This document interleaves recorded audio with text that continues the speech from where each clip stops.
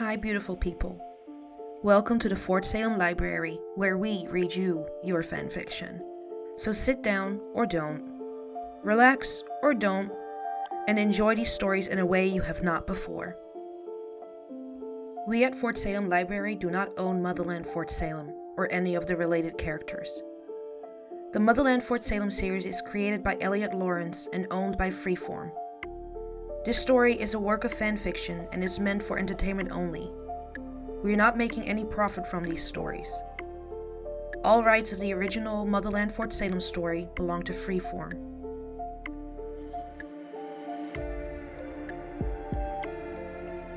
We also do not own Her Song is a Sin, or any of its original characters and storylines. We did, however, get permission from the author to read their story. This story was created and written by Lou1, and you can find the link in our show notes. This story is being read to you by me, Britt.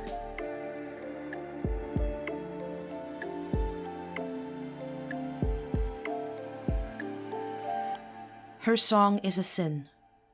Chapter 10. Scylla's schedule was packed, because Garrett had insisted on making up for the musician's break after Beltane, and so it ended up being several more days before Riel was finally able to make good on her end of the deal. The blonde hadn't been this nervous in a very long time. In the moments between her duties, she had second and third and fourth guessed herself about agreeing to go out on a date with the musician. But a deal was a deal, and now here they were about to leave the mansion. The musician stepped up to Riel's Subaru in a pair of blue jeans with pink top and a light jean jacket. She had a scarf around her neck, and as she nervously stood there waiting for Riel to unlock the car, all Riel could do was stand there, transfixed, thinking about how much she wanted to kiss the delicate skin beneath that scarf. After a few moments that could have been mere seconds, or could have been next to forever, Scylla gently cleared her throat and Riel started. The blonde bounded forward, hand sliding over the handle to unlock the door, and held it open gallantly for the brunette to hop up in the vehicle. She was proud of her car. The leather still had that new car smell, and Riel had used the car detailing supplies in the supply shed earlier that day, so the car looked like it had just come off of the showroom floor. Riel made sure the brunette was safely inside the car and moved around to her side of the vehicle. She'd opted for simply dark jeans, a black t-shirt, and a black blazer to hide her service weapon in its pancake holster. As she got in and started the car, she adjusted it at her side to put on her seatbelt and caught Scylla's curious gaze. "Ready?" Riel asked, drawing the azure gaze of the musician from her gun to her eyes. "Yeah," Scylla said, as she offered Riel a reassuring smile and reached over to squeeze the blonde's hand on the gear shift. Riel returned the smile and leaned over to give the brunette a quick kiss on the cheek, earning her a whiff of alluring scent of sandalwood and earthiness that was uniquely Scylla. Riel pushed the start button on her car and drove toward the gate. She stopped at the new guard building she had installed as a part of the upgrades and put down her window to speak to the attendant.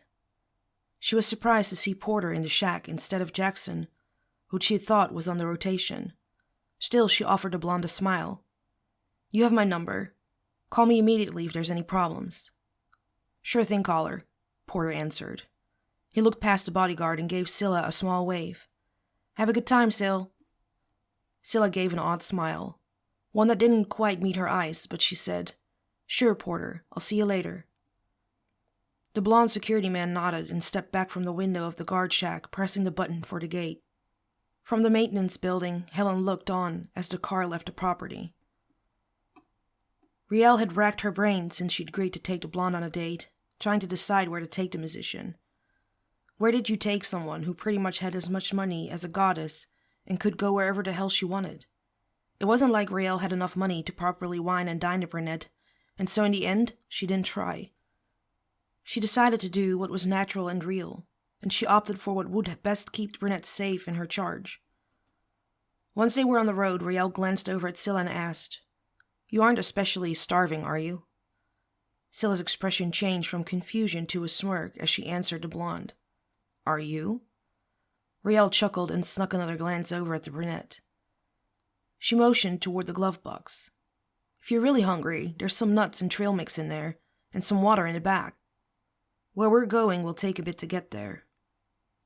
About an hour into the drive, Scylla's stomach growled and Rael's brow quirked. You'd better take me up on that offer of a snack. We've still got a bit to go. Okay, Scylla agreed, opening the glove box. She looked inside and then glanced back up at the blonde. What is all of that? Rael glanced over and chastised herself for not moving her MTM SAC mini ammo can. The little thing really was great for extra ammo, and at 10 by 13 inches it fit perfectly in her glove box. But she'd planned to move that, and the empty spare magazines to the trunk before the date, as she'd noticed the musician didn't seem to like her weapon. Reaching over past the brunette, she rifled through the glove box and pulled out the bag of trail mix. Sorry about that, Rael answered. Scylla looked over at the blonde and shrugged. Are you planning on defending me against an army? Rael shook her head. Just a crazy fan mob. Both the blonde and the brunette winced at the same time, and Rael immediately regretted the day that her parents had taught her to talk at all. Shit, Syl, I'm sorry I didn't... It's all right, Ray, Scylla said, interrupting the apology. You did save me, and I feel completely safe around you. The butt hung in the air, palpable in the space between them in the car, and Rael asked, But you don't feel safe around guns? I've just never been around them, Scylla answered after a long moment, sneaking a glance at the brunette to see if she'd seen the look on her face. Luckily, Rael's eyes were on the curving road. I guess you have, being military and all. Yeah, Rael answered. But I grew up in the South, so I had a gun in my hand practically as soon as I could walk. I'm an only child, which means I'm the boy Dad never had, and he would take me with him on his hunting trips. Once the road straightened out, Rael leaned back and pulled a bottle of water from a cooler in her back seat and handed it to the musician to go with her snack.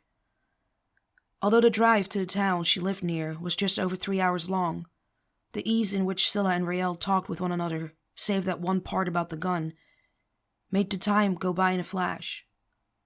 In no time at all, Rael was pulling into a parking spot that dotted the sidewalks of the small town near her home. When Rael got out of the car and moved around to the other side and opened the door for Scylla, the brunette stepped out into the brisk fall air and asked, Where are we going? You'll see, Rael answered, smiling. She'd had to make a few phone calls to get a hold of the owner, but Mac had agreed to stay open past his normal closing time so that Rael could bring Scylla to one of her favorite places to eat in town.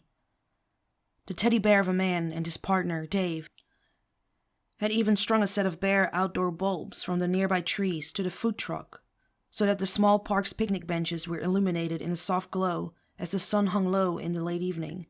Have you ever had lobster rolls? Rael asked. Of course, Scylla answered.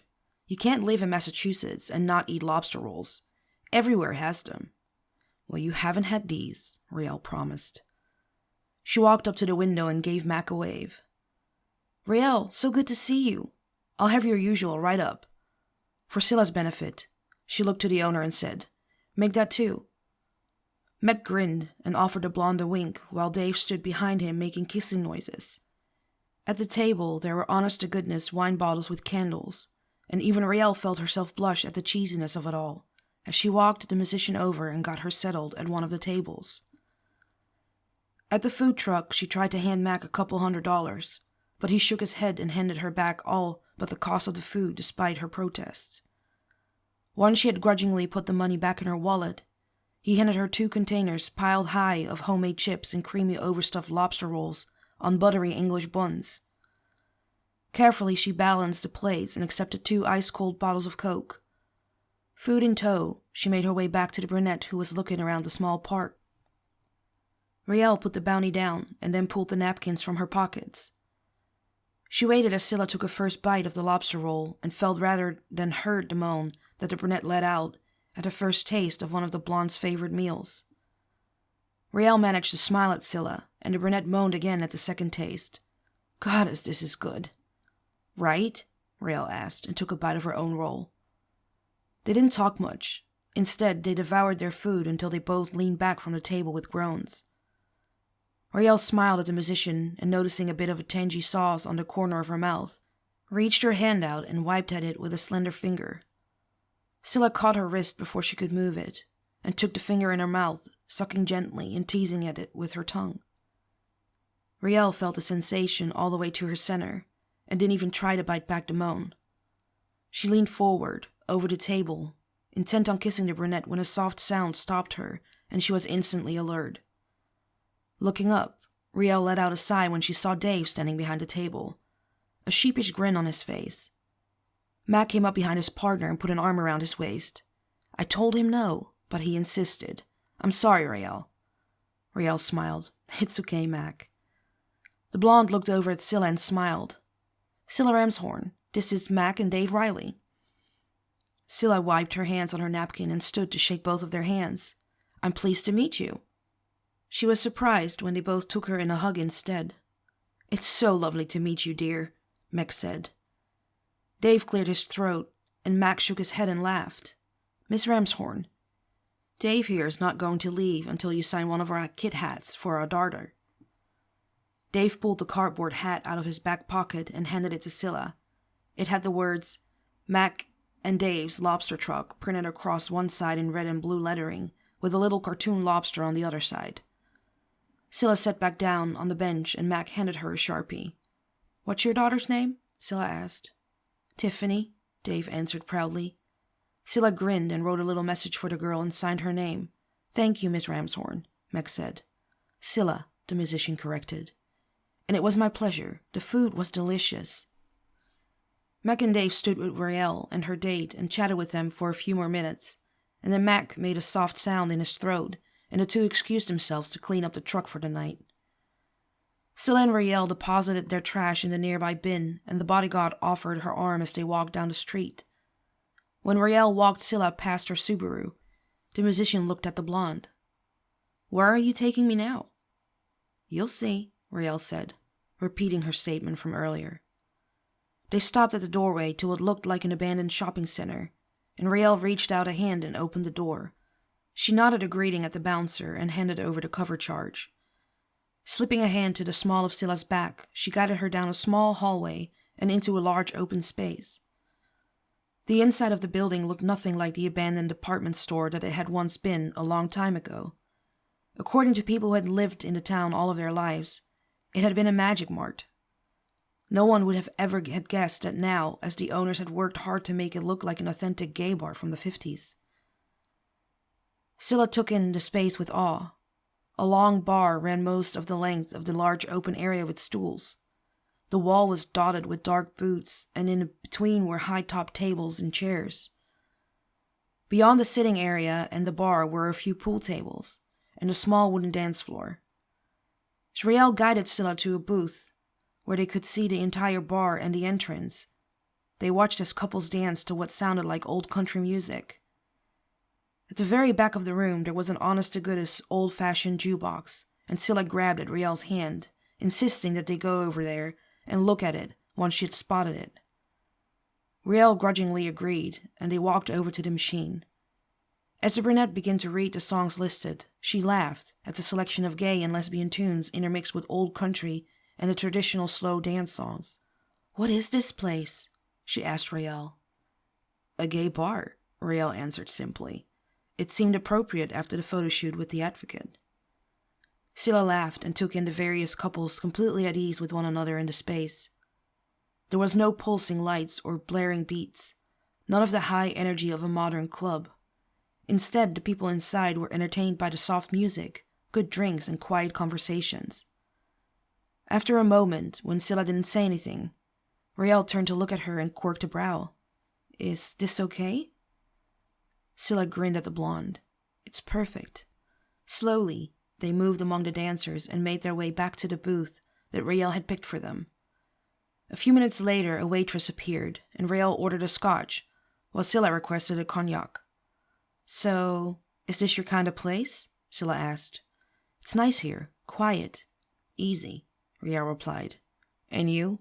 Are you easy? Scylla teased. Depends on who you ask, Riel answered with a laugh. Their drinks arrived and they sipped them slowly, enjoying the company and the atmosphere. So, have you ever liked anyone? Scylla asked. What do you mean? Riel asked. Scylla rolled her eyes. Liked someone. A girl. Riel nodded slowly. Yeah, a long time ago. What happened? Scylla asked. Riel shrugged. We grew apart. Scylla wanted to know more, but she could see that the topic wasn't one that Riel wanted to discuss. Although she wanted to know everything there was to know about her bodyguard, maybe talk of exes wasn't the best topic for the moment. They finished their drinks and Riel shook her head when the waitress offered her another. The bodyguard didn't know what would happen later on, but she knew that whatever did happen, she wanted to be sober for it. She switched to coffee and Scylla did the same. The brunette watched the dancers on the floor, her cerulean gaze wistful. All around them were couples, people clearly in love, and in a space where they could comfortably show their mutual affection for one another. Scylla sadly couldn't remember a single time in her life where she'd been able to experience what they were living now. Swallowing hard, she looked at Riel and found the blonde's pale blue eyes intently studying her. Quirking her brow, Scylla asked, "Is this a full-service date?" The blonde's eyes widened a bit, and Scylla laughed softly. I mean, will you dance with me? Riel's mouth twitched, and Scylla asked, You can dance? Yeah, Riel said and stood. She took Scylla's hand, and they moved through the crowd to a space near the jukebox.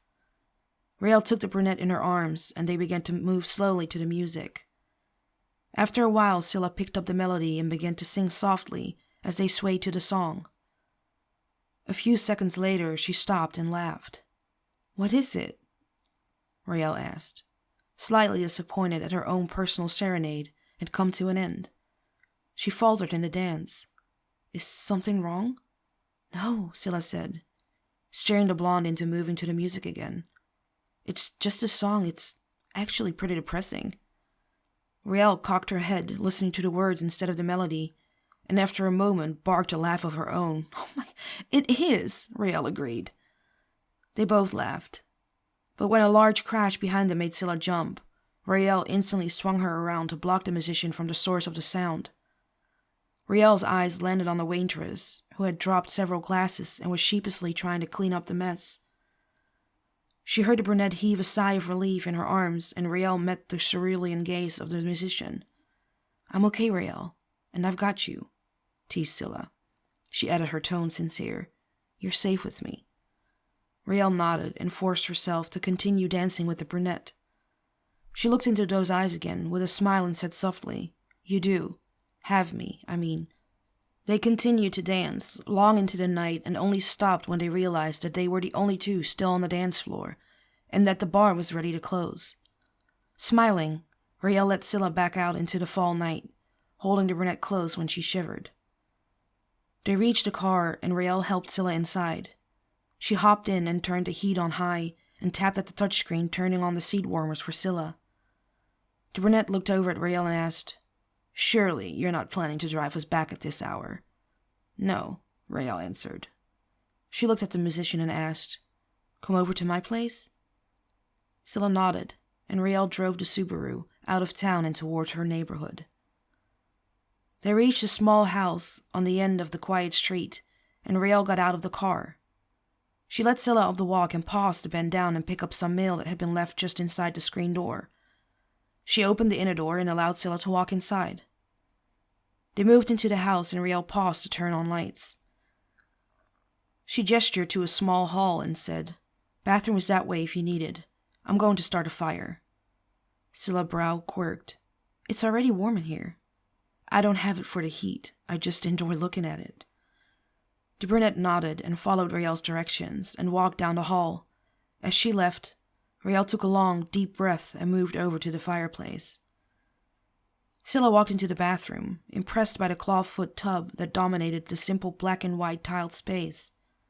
The vanity was small, but everything was tidy, and after she refreshed herself up, she made her way back into the hall.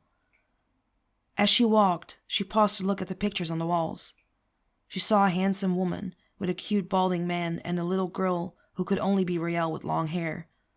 She wore a pink dress and pout, and Scylla found herself laughing softly. There were more pictures dotting the walls, and Scylla continued to examine them. One picture was of Riel and the same handsome woman both sitting on stools. They had guitars resting on their laps, and Scylla wondered about the comment Rael made to her in the studio. Was the death of her mother the reason she stopped playing music? She hoped one day she would get to hear her play. Eventually, she saw pictures of Rael in uniform, some alone, and some with 2 other women beside her. They were all smiles and posing at the camera. "Get lost?" Rael asked jokingly, as Scylla emerged from the hall and walked into the living area. The fire was roaring, and the sweet smell of wood smoke enveloped her senses. Rael had taken her blazer off, but her weapon still hung on her hip. Scylla forced her eyes upward and smiled at the blonde. "I was just looking at some of the Collar family photos." Rael smiled and offered Scylla a seat on the couch. "Can I get you something?" Scylla smiled and looked at the blonde. "I'll have whatever you're having." Rael blushed slightly and answered, "I'm having ice cream." Scylla laughed and nodded. "Ice cream sounds great." Rael returned a few minutes later with bowls of ice cream and spoons in tow. Scylla leaned forward and reached up to help, and the blonde settled on the leather couch beside Scylla, tucking her legs beneath her. The musician took a spoonful of ice cream and looked around the home. It was small and cozy and entirely Rael. She told the blonde her thoughts, and Rael nodded. "I wish I could be here more often. I stay away so much on the job." Scylla nodded and watched the flames dance in the fireplace. She felt good in Rael's home, safe and comfortable. There was no sense of expectation, of her having to follow through on some script about her being a sex object. In Rael's home, Scylla had the sense that the only thing that would ever be expected of her was her company, and she would receive equal measures of companionship in return. Not that there wasn't desire, goddess no. She could feel the want coming off the blonde in waves, and she knew that she executed it too. This was different, though, and she had the distinct impression that whatever happened with her bodyguard would be like nothing she'd ever experienced before. They sat on the couch, continuing to easily chat with one another. They were still on the couch long after the ice cream was gone and the fire had died down.